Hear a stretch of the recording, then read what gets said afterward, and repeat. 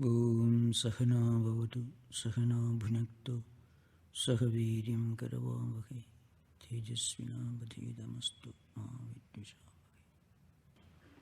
Now today's subject is steps to God realization. Now, generally speaking, in Vedantic tradition, the idea of God or the concept of God realization or spiritual enlightenment has got a specific meaning. When you are talking about realizing God, you are not gaining a new knowledge.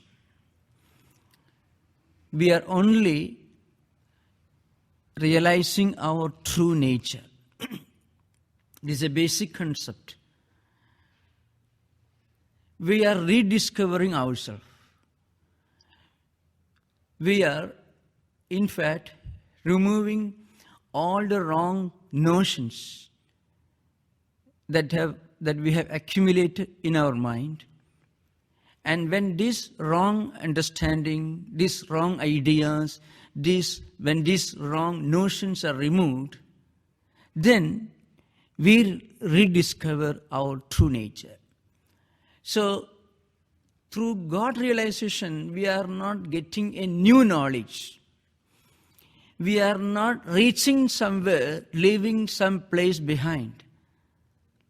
We are not producing a new idea or information or anything which is new. As I said earlier, we are rediscovering ourselves. This is explained in Vedantic tradition in the light of an analogy, which I generally describe on every occasion, especially in discussions related to Upanishads. The analogy is perhaps familiar to many of us, but it's very important for us to remember in this context of God realization. Suppose a tiny object, something coiled up, is lying on the floor, and there is not enough light in the room. The windows are closed. There is only a dim bulb burning. In fact, that object is a piece of rope. So the way it is presented, slightly curved or coiled up, gives the wrong idea, wrong notion that it is perhaps a snake. Those who have seen a snake the previous day, which may be similar to this object, may think it is a snake. And those who have seen a twig or a stick may think it is a stick. And those who may associate the shape of a crack on the floor may think this is just a crack on the floor, it is not a rope. Like that, 100 people may have 100 different notions, all because they do not know that this is actually a piece of rope.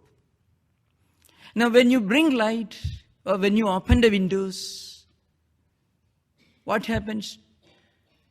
All these wrong notions, the notion that it is a snake or stick or a crack on the floor or whatever may be, 100 people may have 100 different wrong ideas about that object.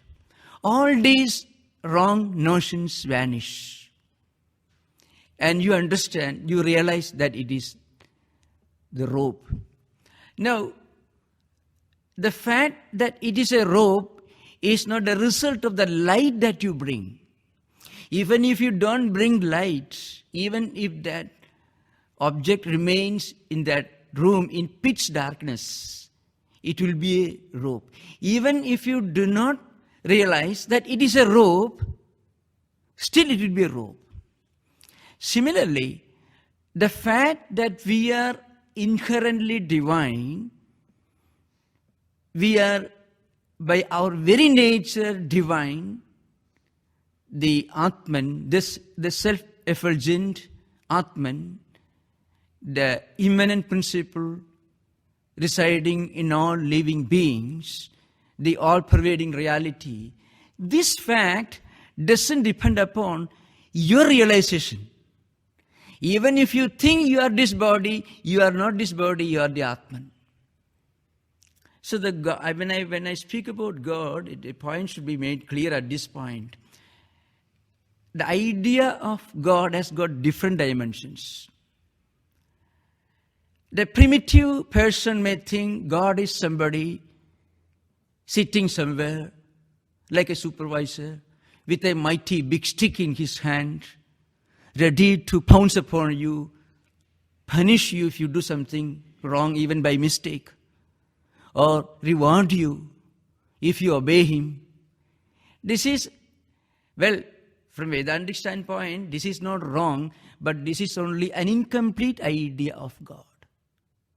Swami Vivekananda said, we are not traveling from error to truth, but we are traveling from truth that's lower to truth that is higher.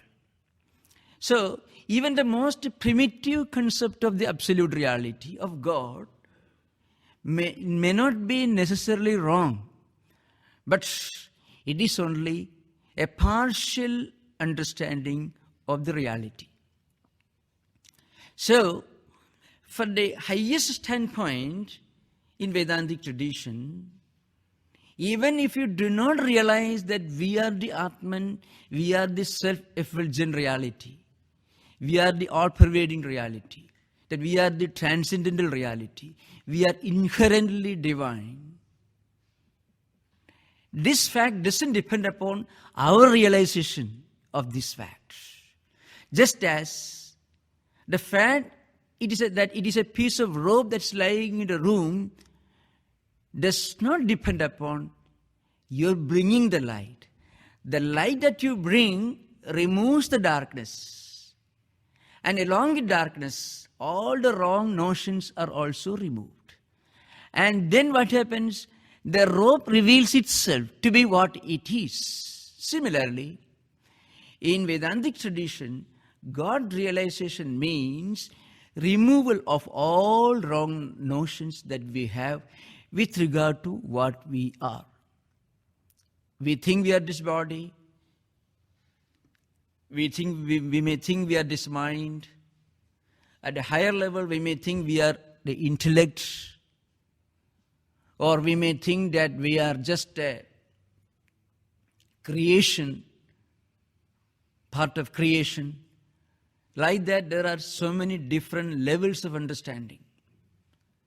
So, when we realize our true nature, that we are the divine, inherent, immanent principle, the all-pervading, transcendental principle, all these wrong notions are removed, no new knowledge comes to us.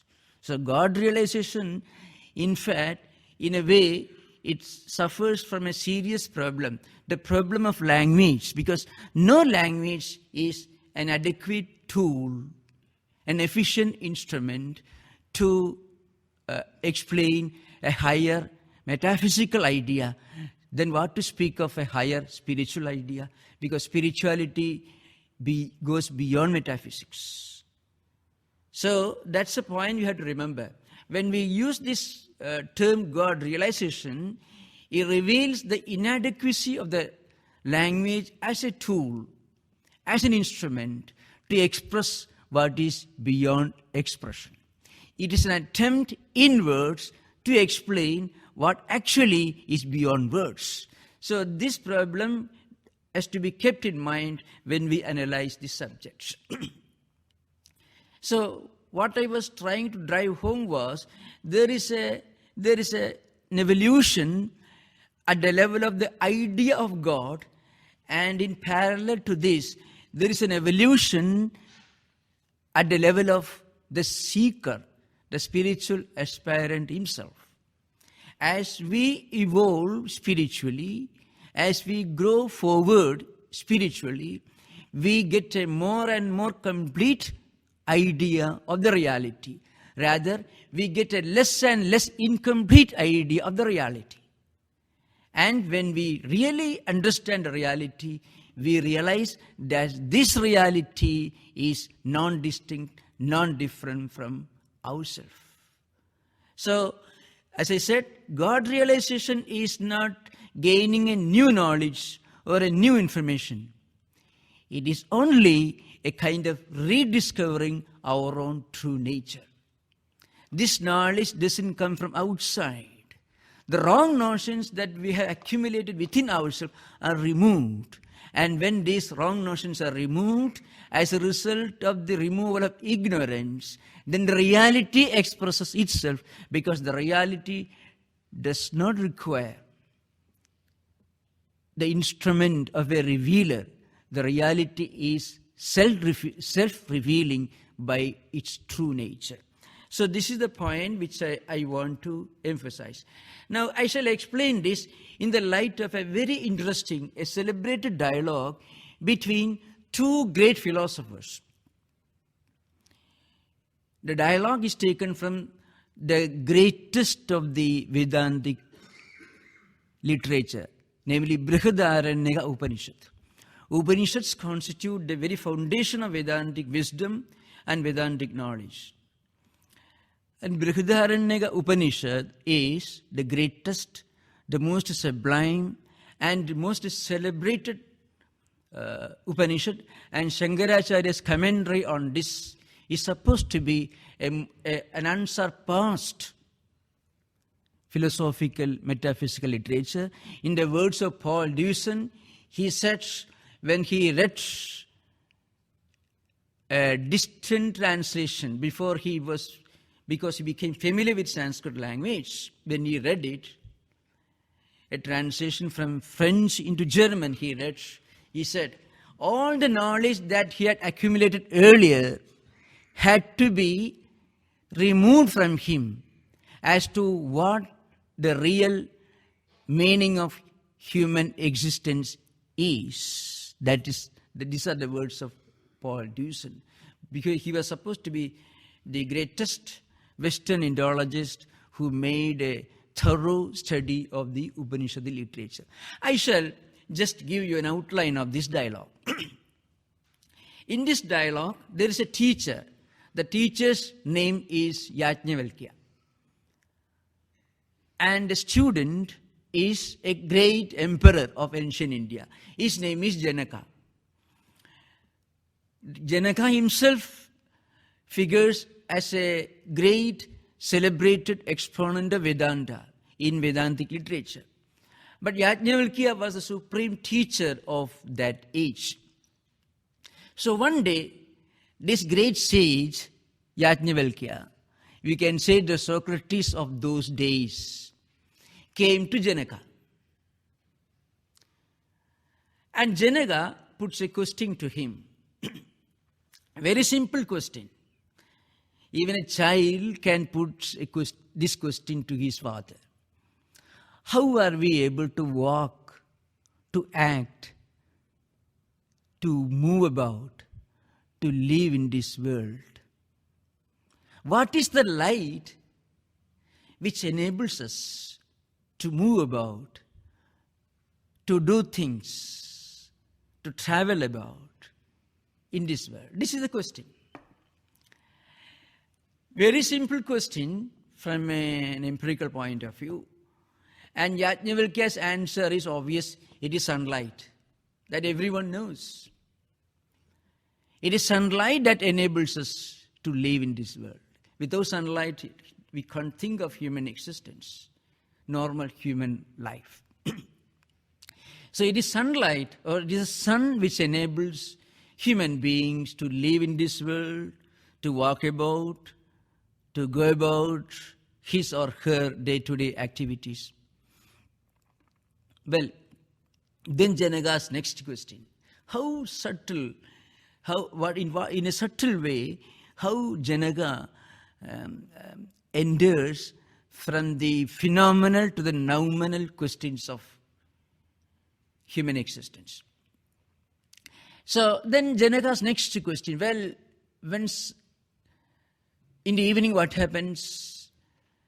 When sun has set, sun has vanished, there is no more sunlight. What enables human beings to walk about, to live in this world, to go about his or her day-to-day activities? The answer is obvious, it's moonlight. It is moonlight. The question is, Astamide Yajnavalkya Koyam Purushayidi. See, the point is, suppose when the sun has set in the west, there is no more sunlight available. What enables human beings to move about? Moonlight. Then next question. Well, there is no moonlight. Well, suppose there is pitch darkness, dark clouds, it is night, midnight. There is neither sunlight nor moonlight. What enables you to see things? Well, fire. In ancient times, there used to be primitive torches made of different leaves of grass and so on. Fire or you can start a fire. Firelight, the light of fire enables you to see things. But suppose there is no sunlight, no moonlight, nor fire. Then what enables you to see things, to know things? The answer is speech. Well, suppose you are staying in a dark room. It is pitch darkness inside the room, no sunlight, no moonlight. You cannot lit a candle, so there is no firelight, no fire. How do you know about things taking place around you or outside of you? Well, you may hear sound, a vehicle passing in the streets. You don't see the vehicle because there is no sunlight, no moonlight, nor fire. But you can hear the sound. So it is speech, shabda.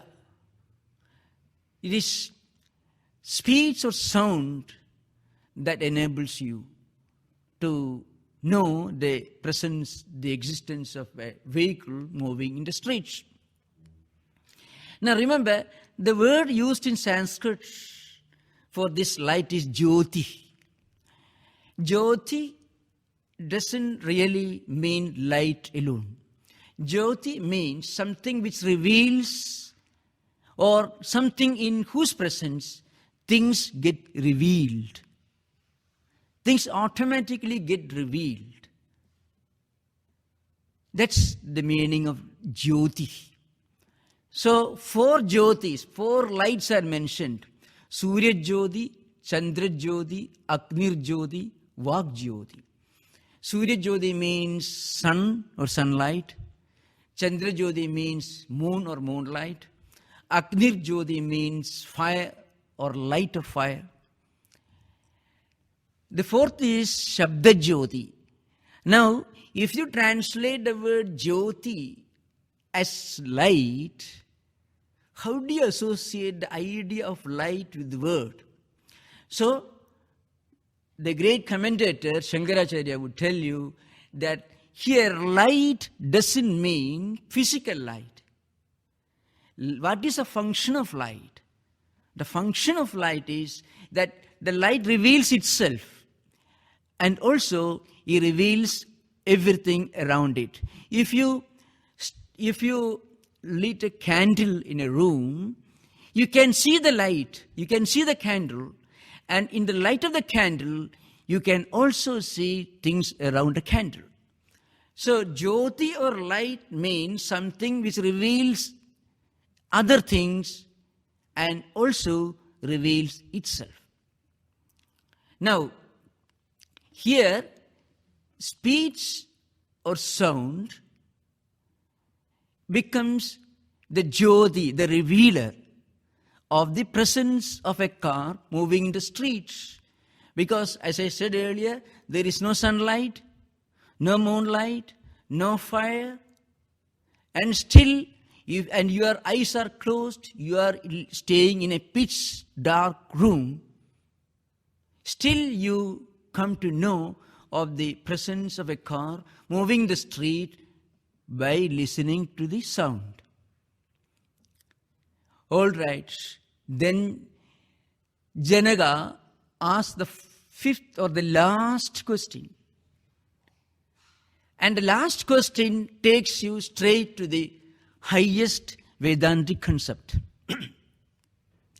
Janaka's question is simple, but from an empirical, from a superficial point of view, but it has got a great metaphysical and spiritual significance. Janaka asked the question, well, Yajnavalkya, there is no sunlight, there is no moonlight, no fire, and you are deaf. Suppose you can't hear anything. Then, is there any way you can know about things? Well, you see, if suppose you go to sleep, either you are in deep sleep or you are experiencing a dream. Your eyes are closed. Certainly you are not hearing things, physical sounds you are not hearing. You are not getting any help from the sunlight, the moonlight, the fire, or any sound, because you can't hear. But you will be experiencing, you are walking in the San Francisco street, you are running, you are seeing vehicles all around you. So many things you will be seeing, you will be hearing, you have so many experiences in dream. What is that light? What is that power which enables you to see and experience these things? Or in deep sleep, where all these lights are absent. So, Yajnavalkya's answer is Atma Jyoti. So, when there is no sunlight, no moonlight, no fire, no sound, then also there is something within you which reveals things. And if this reality within you is absent, then sunlight won't help you to see things. Moonlight won't help you to see things.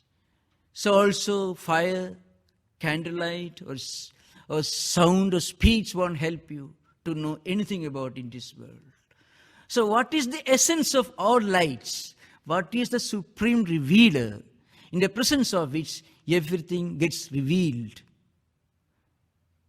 What is the supreme revealer from which sun, moon, fire and speech borrow their efficiency to reveal things? That is the Atma Jyoti, the Atman or the self, the light of the self. Now, through this dialogue, Yajnavalkya teaches Janaka that in reality there is only one light. Light should not be understood as candlelight or sunlight or any kind of physical light. This light is the inner light. The light of all lights. It's called Jyotisham Jyoti. The Sanskrit term is used.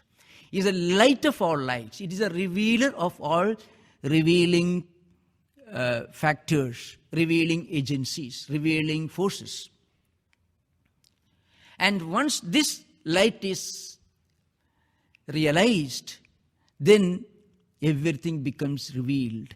So God realization in Vedanta, in a way, it is a kind of inward journey, a kind of spiritual homecoming in search of our own true nature, leading to spiritual self-discovery. As I said, this light, this knowledge doesn't come from outside. Sunlight comes from outside. Moonlight comes from outside. The light of fire comes from outside, because these things are existing outside of us. Speech also. But this light is existing within us. In fact, this light, this Atma Jyoti or Atma, self, is our true nature. In its presence, all other lights become functional. In the absence of this supreme light, all other lights become non-functional. So, Yajnavalkya slowly turns Janaka's eyes inward. Janaka was looking outward. He was asking questions about the sunlight, the moonlight, fire, and speech. Yajnavalkya took him step by step and ultimately turned him in his journey, turned him inward. So when Janaka started his inner pilgrimage, he realized, he reached the stage of self-discovery that the light of all lights is the light of Atman, the light of the self. And this light is beyond this body, beyond this intellect, beyond all these physical elements. When this light is present, you are able to see everything.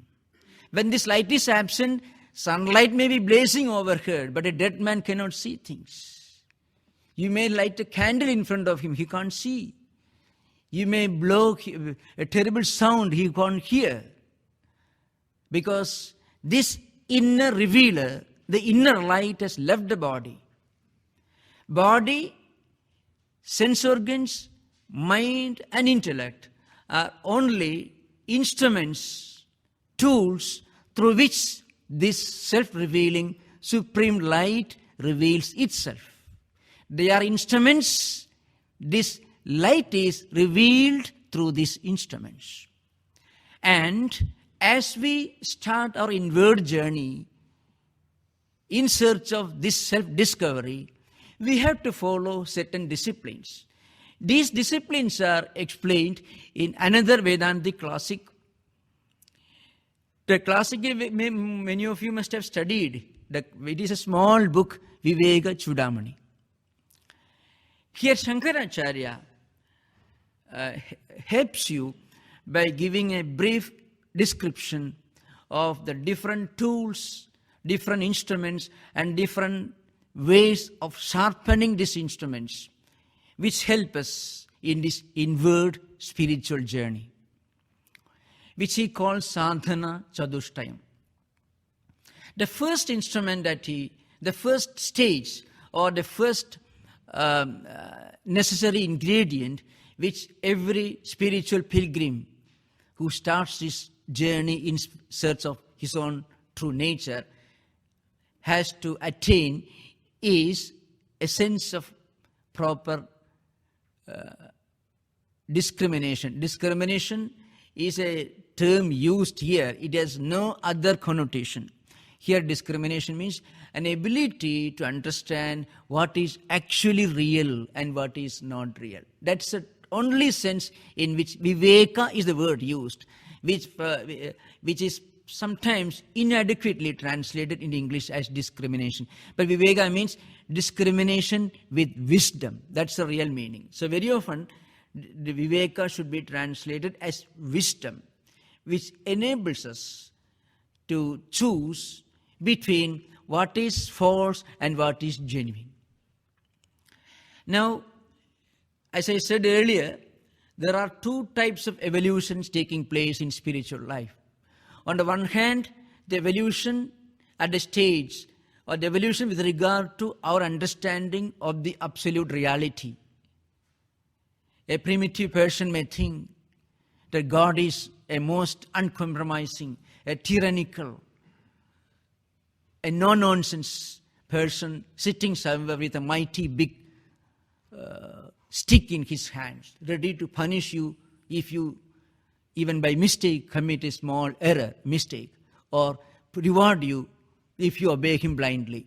Well, this, as I said, this is the beginning of spiritual life. This is not wrong, but this, as I said earlier, this is only an incomplete understanding of the absolute reality. Vedanta never negates, never rejects any idea of spiritual life or God or human existence. Vedanta actually opens its doors to all.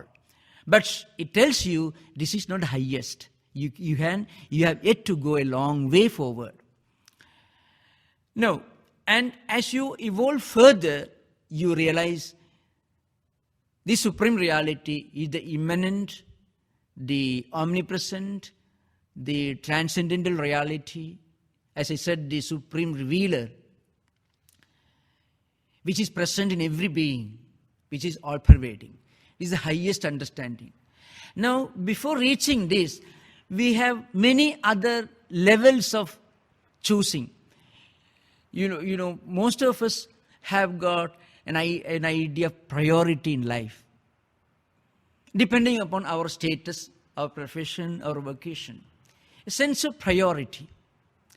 Now, Vedanta tells us that those who want to take this spiritual journey seriously should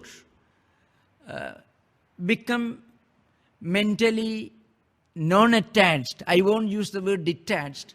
Non-attached towards the lower realities. Money, wealth, status, and so on. All these things may appear to be necessary. They may be necessary, but they are only instrumental values. They are not supreme, ultimate values. The supreme value is spiritual enlightenment, what we may call God, in that highest Vedantic sense, of course. Spiritual unfoldment is the ultimate value. So, all other lower values should be subordinated to this higher spiritual value. This is the first step for anyone who starts this inward spiritual journey in search of his own true nature.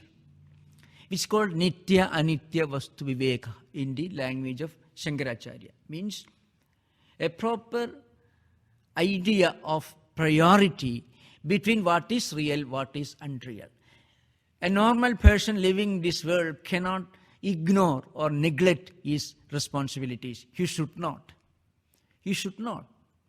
But at the same time, he should also consider there is something beyond all this, and that is the higher spiritual unfoldment. This is Nitya. Everything else is Anitya. So Nitya means eternal. And what is eternal? The eternal value is spiritual unfoldment. This sense of priority is the first step in spiritual life. Otherwise, mostly we divert our time and energy into wrong channels.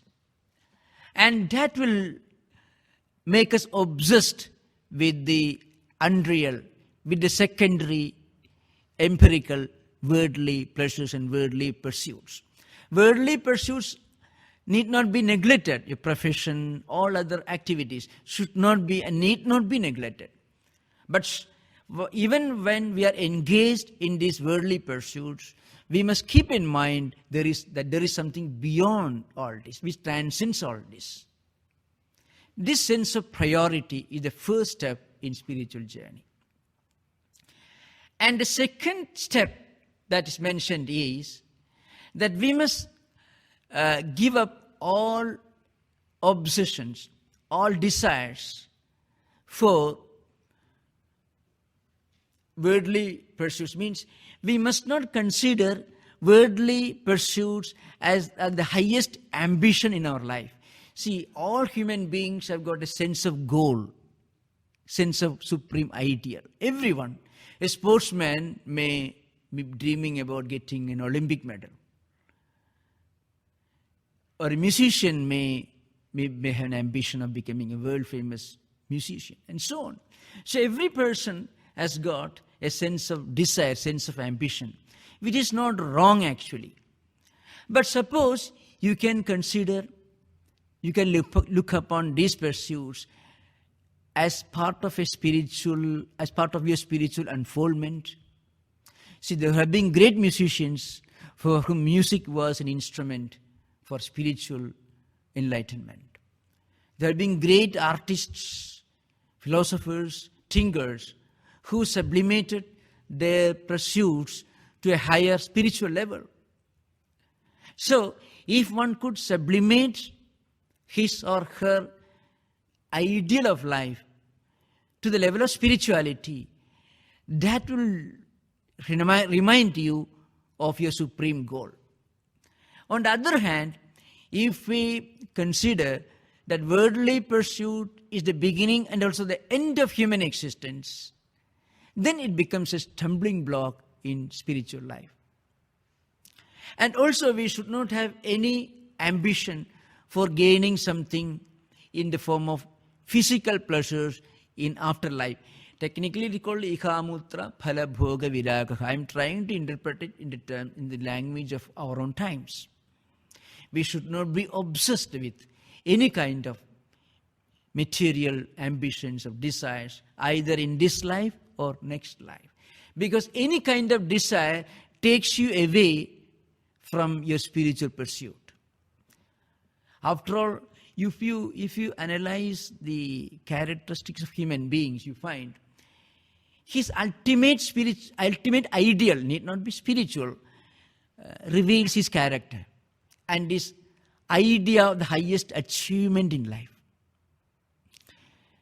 So there have been, as I said, there have been great musicians, philosophers, thinkers, painters, and so on, who sublimated their art and their aesthetic proficiency and achievements to higher spiritual goal.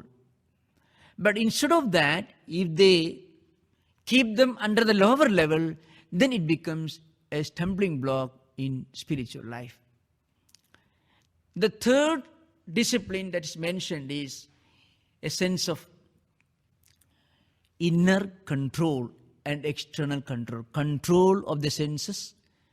As I said on another occasion, there are two types of people in the world. One set of people believe that giving full freedom to the senses is the way to happiness. That's what really happens. Another set of people who are supposed to be mystics and spiritual personalities believe that restraining their senses, freedom from their senses, leads to real freedom. So, in other words, freedom given to senses leads to spiritual slavery, and freedom from the tyranny of senses leads to spiritual mastery, spiritual self-discovery. This is a third discipline. So, as I said, there are two types of people.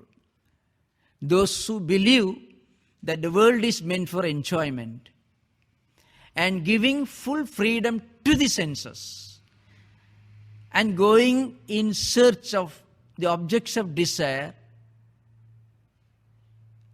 in the company of the senses is the ultimate way to peace and happiness. But the reality is, this leads to spiritual slavery.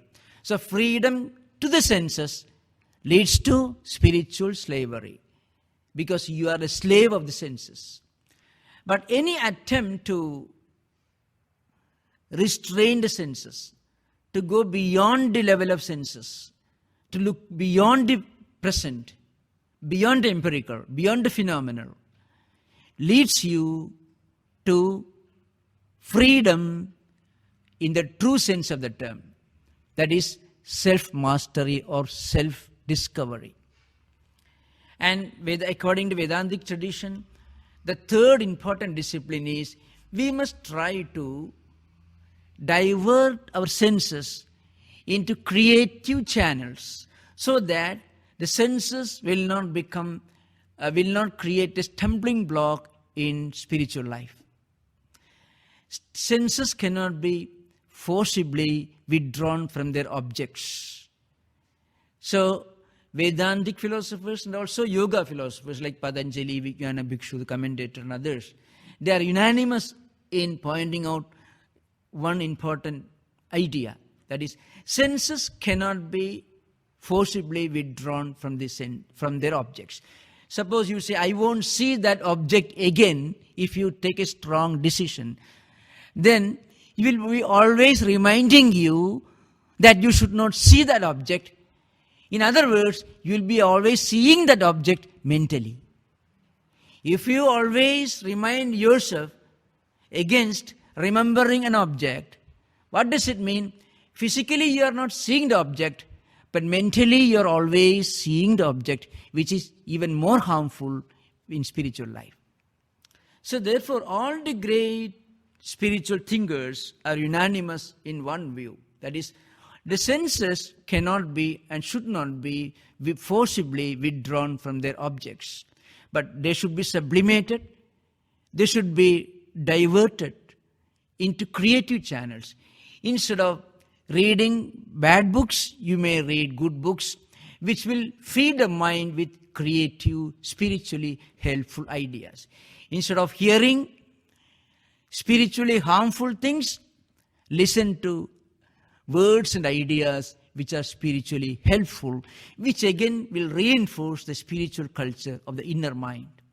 And similarly, all the five senses of perception can be given a Godward, a spiritual orientation.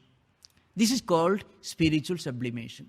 And this is the third step that is recommended by Shankaracharya, Shama, Damadi, Satka, Sambhati, etc. I won't go into those explanations from the traditional angle, from the traditional point of view. I am just trying to give a modern interpretation.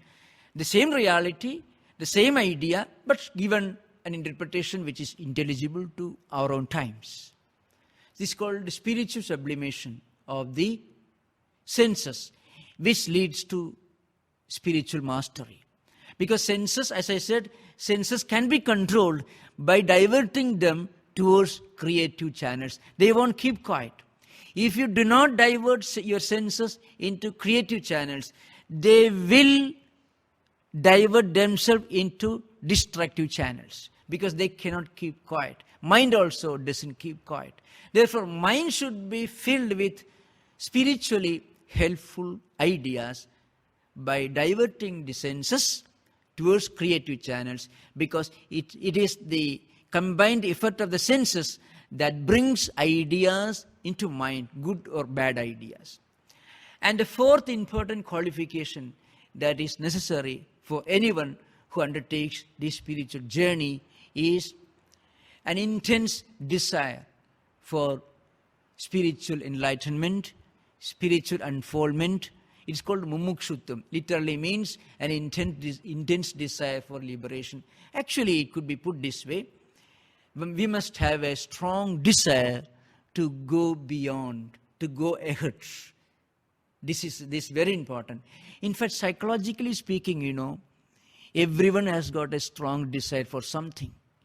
If somebody tells you, well, I'm not interested in spirituality, it means he is interested in many other things. No one can remain from some kind of strong desire or ambition. Psychologically, it is impossible. Even a moron, even an idiot, I mean in the sense those who are a very, very low IQ level, even people of that category, intellectual category, will have a very strong drive, desire, an obsession, some kind of ideal which they are aiming at, which they want to achieve, which they consider to be the goal to be reached. Everyone has got it. From the most illiterate man or woman to the most enlightened spiritual person or philosopher, all of them have got one or other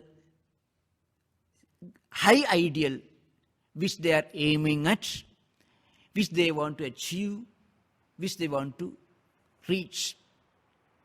Now, if somebody says, I'm not getting time for spiritual practices, I'm not getting time for reading good books, it means he's getting plenty of time for reading unholy books or other kinds of activities. So what is required is to develop a strong desire for spiritual values, spiritual ideas, spiritual unfoldment. Because a strong desire and a strong determination will create a tremendous dynamo of energy and power within you. And not only that, a sense of strong determination, a sense of strong spiritual ambition will help you to orient, to organize all your resources Time and energy, these are the two types of resources we have at our disposal. Time, energy, which everyone has got. So these resources can be organized and oriented towards a higher creative channel. So look at a man like Newton. How did he become such a great scientist, physicist? Maybe in those days when the higher instruments and equipments were not discovered, not developed.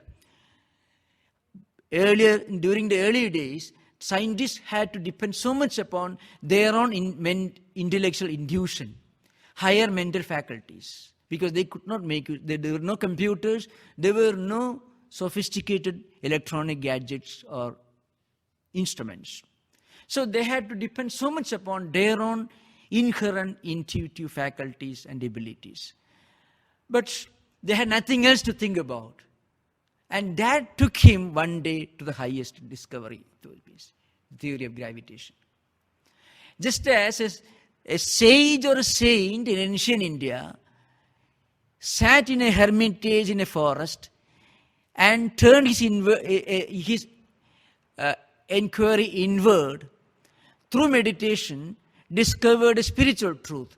Similarly, a great scientist in modern times discovers a great secret of nature by turning his inquiry outward. Both can be called sages or saints. A great scientist has to control, has to organize, has to orient all his faculties and senses towards a higher goal. But that goal is only empirical. It only helps him to knock at the doors of nature, external nature, and the nature opens its doors and reveals a secret. But in ancient times, the great sages did the same, but they turned their journey inward. And then the nature revealed great spiritual secrets. As I said, Yajnavalkya, Janaka, the great dialogue between the great teacher Yajnavalkya and Janaka. Yajnavalkya was a great saint who did meditation, who practiced meditation for years, for decades in isolated forest hermitages. That is how he discovered. So, inquiry is the same, but in science, the inquiry is turned to the external world and nature reveals its secrets. In spirituality, inquiry is turned inward and our own true nature is revealed. It leads to self-discovery. That's called Atma Jyoti, I already explained earlier. Interestingly, I'm tempted to quote one famous hymn from Rigveda Samhita. It comes in the 10th mandala of Rigveda.